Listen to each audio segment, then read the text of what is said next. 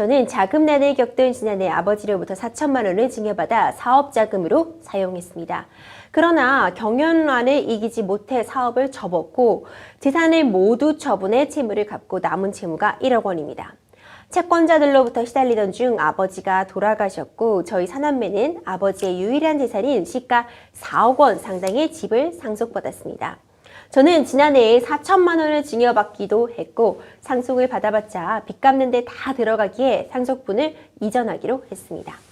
그래서 저희 사남매는 아버지가 저희 사업자금을 지원하느라 친구분한테 빌린 4천만 원의 채무를 형이 명책적으로 인수하는 것을 조건으로 집을 형의 단독 소유로 하는 상속재산 분할 협의 계약을 체결했는데요. 혹시 채권자가 저에게 돈을 받아갈 수 있을까요? 만약 형이 상속재산 분할 협의 내용과 달리 집만 가지고 가고 채무 4천만 원을 갚지 않는다면 저희 형제들이 갚아야 할까요? 이런 사연이 접수가 되었습니다. 어차피 상속을 받아봐야 이제 채무가 더 크니까 채무를 갚아야 되니까 상속을 포기한 그런 사례인데요. 상담자분이 형제들과 상속재산 분할 협의를 하셨다고 말씀해 주셨어요. 어떻게 이렇게 당사자들끼리 상속에 대해 협의를 한 경우 이대로 효력을 갖게 되는 건지 이런 부분 궁금한데요. 어떻게 보고 계세요? 네, 한번 사안을 간단하게 정리를 해보면 지금 이제 아버지가 돌아가시고 이제 피상속인이라고 하는데요. 상속재산은 시가 4억 상당의 집이 있고 그다음에 상속 채무로는 4천만 원 아버지의 채무가 있는 것으로 보입니다. 그리고 상속인은 지금 한 4명이 이렇게 자식만 4명으로 있는 것으로 보이고요. 이런 경우에 상속재산 분할 협의를 채무는 한 명이 다 형이 다 가져가고 아버지의 재산도 다 가져가는 식으로 이렇게 상속재산 분할 협의를 하면 결론적으로는 이 상속재산 분할 협의가 면책적 채무인수라는 그 효력이 인정되거든요. 좀 더 구체적으로 말씀을 드리면 지금 아버지의 채무는 4천만 원이기 때문에 법정 상속분 비율대로 하면 지금 그 직계 비속이 4명이기 때문에 4분의 1씩 분담하게 되는 겁니다. 그러니까 채무는 1,000만 원씩 원래 분담하는 게 맞거든요. 근데 이거를 한 명이 다 빚을 다 떠안을 수 있느냐, 요 문제가 되는 것인데요. 상속재산 분할 협의의 대상은 금전 채무인 가분 채무는 포함되지 않습니다. 따라서 금전 채무, 아버지의 채무 4천만 원은 법정 상속분대로 4분의 1씩 똑같이 쪼개져서 이제 상속을 받게 되는데요. 즉 1,000만 원, 1,000만 원, 1,000만 원, 1,000만 원씩 상속을 받게 되는 겁니다. 근데 그걸 초과해서 형이 4천만 원 채무를 다 떠안겠다. 이렇게 되는 경우는 판례에 의하면 면책적 채무인수라고 보거든요. 그래서 이 효력은 면책적 채무인수의 효력의 문제로 넘어가게 되는 것입니다.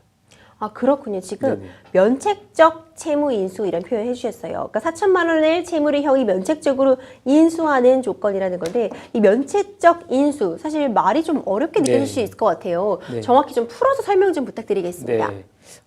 법률적인 개념이니까 좀 법률적으로 설명을 드리면 채무인수라는 거는 채무가 동일성을 유지하면서 종전 채무자로부터 인수자한테 그대로 넘어간다 이런 개념이거든요. 근데 채무인수에는 이제 두 가지가 있습니다. 면책적 채무인수가 있고 병존적 채무인수가 있는데요. 면책적 채무인수는 뭐냐면 종전 채무자가 채무를 면하고 인수자가 채무를 떠안게 되는 구조가 되는 거고요.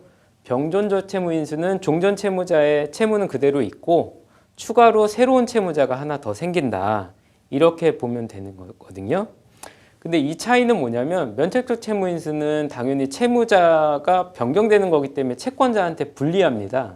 따라서 채권자의 승낙이 반드시 필요하고요. 병존적 채무인수의 경우는 채권자는 뭐 손해볼 게 없는 거기 때문에 채무자가 한 명 더 생기는 거잖아요. 그렇기 때문에 채권자의 뭐 승낙이 없어도 병존적 채무인수는 할 수가 있습니다. 이런 차이가 있습니다. 그렇군요. 지금 협의한 내용대로라면 이 4천만 원은 형이 갚아야 되는 그런 상황으로 보이는데 그래도 채권자 입장에서 보면요. 형이 안 갚는다고 하면 상담자에게 돈을 갚으라 이렇게 요구할 수 없게 되는 그런 상황일까요? 네. 이것도 조금 복잡한 문제인데요. 면책적 채무인수 같은 경우는 아까 말씀드렸듯이 채권자의 승낙이 필요하거든요. 그래서 만약에 원래 원칙대로 하면은 자식들 4명이 1,000만 원씩 채무를 부담해야 되는데 형이 다 4천만 원 채무를 떠안기 위해서는 면책적 채무인수이기 때문에 채권자의 승낙이 반드시 필요합니다. 따라서 채권자가 승낙하지 않는다면 채권자는 그 동생, 이 상담자한테도 너 1,000만 원의 채무에 대해서 지급 청구를 할 수 있게 되고요. 그렇기 때문에 채권자의 승낙을 받지 않았다면 채권자가 뭐 채무 변제를 요구할 수가 있고, 그렇다면 이 상담자는 나중에 형제들 간에 약정한 대로 다시 형이 부담하기로 한 그 빚을 내가 대신 변제를 했으니 형이 나한테 다시 그 변제한 금액만큼 상환을 해라, 이렇게 요구할 수가 있습니다. 그렇군요. 네. 사실 처음에는 본인이 갚겠다고 하고 집을 가져갔지만 사람 마음은 또 그렇게 또 네. 변할 수도 있잖아요. 네. 만약 형이 약속을 어기고 끝까지 채무를 변제하지 않으면 이 채무 어떻게 되는지 좀 궁금하거든요. 네. 그러니까 상담자 같은 경우는 만약에 채권자한테 그 1,000만 원에 대해서 변제를 했다. 그러면 나중에 형한테 상속인들 간의 상속재산 분할 협의를 했잖아요. 4천만 원은 다 형이 부담하기로. 이런 거는 상속인들 간에서는 유효한 약정이거든요. 그러니까 이 약정에 근거해서 형한테 내가 형 대신에 채권자한테 변제한 1,000만 원을 나한테 돌려줘, 이렇게 요구할 수가 있는 것입니다. 그렇군요. 이 상속재산 분할 협의 하신 거잖아요. 네. 이 상속재산 분할 협의를 했을 때 뭐 효력을 발생하게 하려면 협의를 했다가 또 누군가 어기는 게 발생하고 다시 법정 상속분으로 돌아가는 거나 한다면은 굉장히 혼란스러울 거 아니에요. 네. 이 상속 분할 협의가 제대로 효과를 가지기 위해서, 효력을 가지기 위해서 지켜야 되는 그런 사항들이 있을까요? 네. 상속재산 분할 협의가 유효하게 이제 효력을 발생하기 위해서는 법에 규정된 요건들이 있는데요. 제일 중요한 건 뭐냐면 공동상속인 전원이 협의에 참가해야 되는 것입니다. 그러니까 예를 들면 뭐 상속인 중에 한 명이 소식이 단절됐다고 하더라도 그 상속인을 어떻게든 찾아내서 같이 협의를 해야 되는 것이거든요. 그렇기 때문에 상속인 중에 한 명이 뭐 외국에 있어서 소식이 끊겼거나 막 이런 경우는 되게 곤란한 상황이 생겨서 실무상으로는 되게 그런 경우 다 난처한 경우들이 많아요. 그래서 공동상속인 전원이 참가해야 된다. 근데 물론 한 자리에 참여할 필요는 없습니다. 이렇게 순차적으로 협의만 다 이루어지면 되는 것이고요.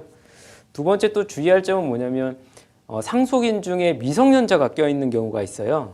그러니까 예를 들면은 아버지가 돌아가시고 어린 미성년자 자식이 있고 어머니가 있다. 그러면 이 배우자랑 직계 비속들이 이제 공동 상속인이 되는데요. 어머니가 뭐 다 같이 뭐 어린 애들 다 껴서 협의하면 되지, 이렇게 생각하시면 안 됩니다. 이 미성년자가 있는 경우는 이게 이해상반행위가 되기 때문에 엄마가 대리할 수는 없고요. 미성년자를 대리할 특별대리인을 별도로 선임을 해서 그 특별대리인과 엄마가 이제 상속재산 분할 협의를 해야 되고요. 그 특별대리인 선임할 때는 각각에 대해서 선임을 해야 됩니다. 예, 이런 점을 좀 주의하시면 되고, 그 다음에 이제 상속재산 분할 협의 방식에 있어서는 뭐 법에 뭐 서면으로 하라 이런 규정은 없기 때문에 구두로도 충분히 가능해요. 근데 현실상으로는 협의서를 별도로 작성하시는 게 좋고요. 공증까지 받으시면 더 좋습니다. 더더구나 이제 상속 등기를 하려면 상속재산 분할 협의서를 요구하거든요. 그러니까 서면으로 꼭 작성하시기를 그렇게 추천드립니다. 네, 마지막으로 우리 상담자님을 위한 조언 한 말씀 간단하게 부탁드리겠습니다. 네, 그러니까 상담자 같은 경우에는 지금 채권자 승낙이 좀 필요한 상황이에요. 그래서 그 채권자한테 이런 사정을 잘 설명을 해서 오히려 형이 이렇게 채무를 다 인수하고 아버지 재산도 인수하는 게 빚을 변제받을 수 있는데 더 유리하다라는 걸 충분히 설명하셔서 채무 인수에 대해서 허락을 받으시는 게 좋고요. 또 이거랑 다른 관점에서 제가 좀 더 설명을 드릴게요. 좀 복잡한 문제긴 하지만 상속재산 분할 협의를 잘못하게 되면은 채권자로부터 채권자 취소 소송을 당할 위험이 있습니다. 물론 뭐 채권자 취소 소송의 요건들이 있거든요. 뭐 무자력 상태가 있어야 되고 뭐 사회 의사가 있어야 되고 이런 게 있기는 하지만 상속재산 분할 협의를 하면 다 뭐 나의 채권자는 나한테 돈을 못 받겠지, 이렇게 생각하시면 안 돼요. 내가 상속재산 분할 협의를 함으로 인해서 내 채권자가 피해를 받는 상황이 발생하면 그 상속재산 분할 협의에 대해서 채권자 소송이 들어올 위험이 있다, 이렇게 알고 계시면 되고요. 반면에 상속 포기를 하는 경우는 채권자 취소 소송의 대상이 에서 제외되기 때문에 이런 경우 좀 안전할 수가 있습니다. 그래서 지금 상담자 같은 케이스 같은 경우는 상속재산 분할 협의를 하셨지만 이런 방법도 있을 것 같아요. 그 형만 한정 승인을 하고 나머지 이제 공동 상속인은 전부 다 상속 포기를 하는 거죠. 그래서 이런 방식으로 해도 되는데 다만 주의할 점은 한정 승인이나 상속 포기 같은 거는 뭐 사망을 안 날로부터 3개월 같은 기간 제한이 있고 법원에 반드시 신고를 해야 되고 이런 요건이 있습니다. 그래서 이런 요건에 해당하면 이런 것도 한번 고려해 보시고 만약 이렇게 상속 포기나 뭐 한정 승인 할 수 있는 상황이 아니다 그러면은 뭐 이렇게 채권자 승낙을 구해서 이렇게 면책적 채무인수로 해도 좋을 것 같습니다.